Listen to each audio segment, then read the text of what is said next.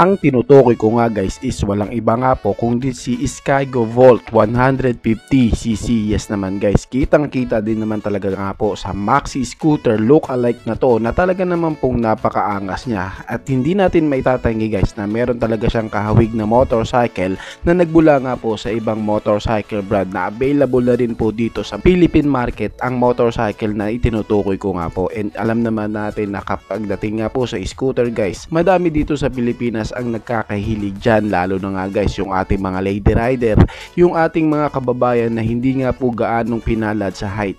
Scooter nga po ang talagang nagugustuhan nila. Kung pag-uusapan nga po ang kanyang physical appearance guys, lalo na nga po yung kanyang looks, yung kanyang design, and yung kanya nga pong pagka-aggressive looking, kitang-kita nga po talaga na hawig niya nga po si X-Max 300cc ni Yamaha. Yes po, talagang sasabihin ko na yan guys, kasi nga po ayon nga po sa iba pang mga napapanood ko na motorcycle review about nga po sa motorcycle na ito, hindi po nila yon binabanggit. Kaya po nagtitingin ako sa mga comment section, nakikita ko nga po na nagtatanong po yung ibang mga nanonood sa kanila kung ito nga ba talaga ikamuka o hawig. Syempre guys, kitang kita naman talaga na hawig na hawig. Kaya po dito sa video na to, isasabihin ko talaga na ang motorcycle na ito is look alike nga po ni X-Max 300cc ng Yamaha. Siyempre, ano nga ba ang dapat nating asahan guys sa bagong motor ni Skygo, si Volt 150cc? Siyempre, talagang kapanapanabik nga po na makita na to sa personal. And siyempre po, 100%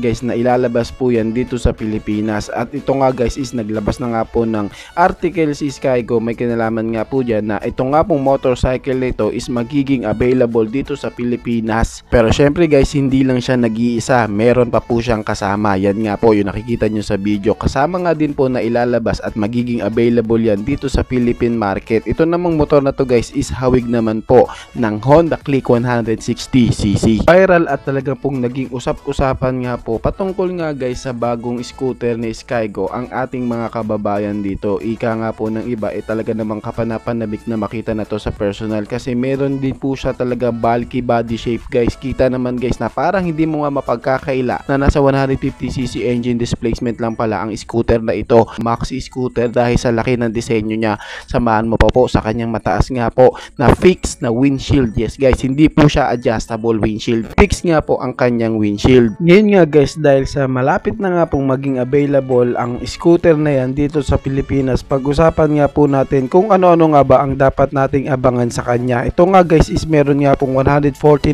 cubic centimeter engine displacement. Naka 4-stroke siya nga po guys is naka single cylinder and siya po is naka single overhead cam with 2 valves. At pagdating po sa kanya nga pong final drive, siya po is naka CVT auto dahil sa ito nga motorcycle ito guys is isa nga pong scooter. Ito nga po is naka fuel injected na po pagdating sa kanyang fuel system at isa sa pinakamaganda nga pong specs ng motorcycle nito sa kanyang engine dahil sa siya po is naka liquid cooled engine na pwede na talaga sa malalayong lugar o sa malalayong biyahe. Pagdating naman sa kanyang bore and stroke, meron nga po siyang sukat na 57.3mm by 57.9mm at ang kanya nga pong compression ratio guys is may sukat nga po na 10.6:1. Pagdating naman po sa kanyang starting system, siya po naka-electric starter. Ngayon guys, pag-usapan naman po natin ang kanyang power output. Pagdating nga po guys sa kanyang maximum power, meron nga po siyang 12 HP at 8,500 RPM and meron naman siyang maximum torque na 11.8 Nm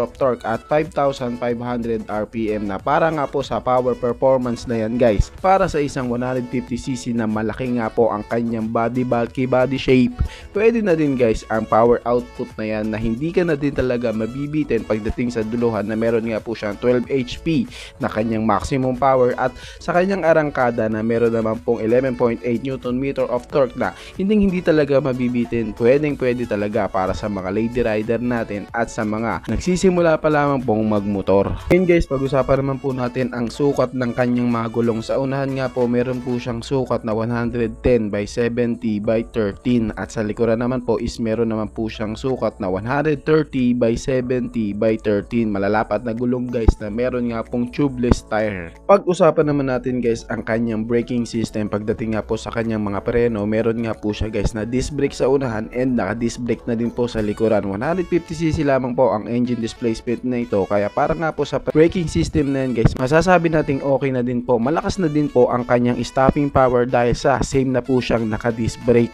Pagdating naman po sa kanyang mga suspension, ito nga po guys is naka ordinary telescopic fork nga po ang kanyang front suspension at sa kanya naman pong likuran is naka dual shock absorber naman po ang kanyang mga suspension. And guys, pag-usapan na nga po natin ang kanyang presyo. Magkano nga ba ang kanyang presyo pag dumating na yan dito sa Pilipinas? Ang Bolt 150cc ni Skygo nga guys is nagkakahalaga nga po na 115,000 pesos lamang po. Scooter na ito na meron ka na nga pong bulky body shape na scooter na maxi scooter kung titignan, may maangas na forma, aggressive looking and kitang meron nga pong kahawig na premium looking maxi scooter bike na talaga naman pong sulit na sulit kung titignan. Sa 115,000 pesos na yan guys, mauuwi mo na nga po ang motorcycle na ito. Sulit at napakaganda pa nga po ng kanyang engine specs at mga features. Kaya isa na naman pong scooter na kaabang-abang na lumabas dito sa Pilipinas at talaga namang meron pong magandang physical appearance, bodyworks na sulit at specs and engine na talaga namang pong meron ding kalidad.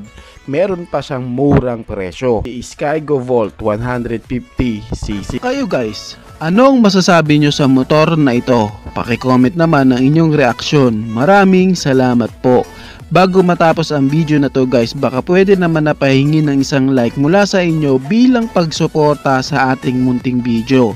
Maraming salamat po. So pwede mo din i-share para din malaman ng iba nating mga ka-rider. Sa tingin ko guys is dito ko na lamang po tatapusin ang ating vlog.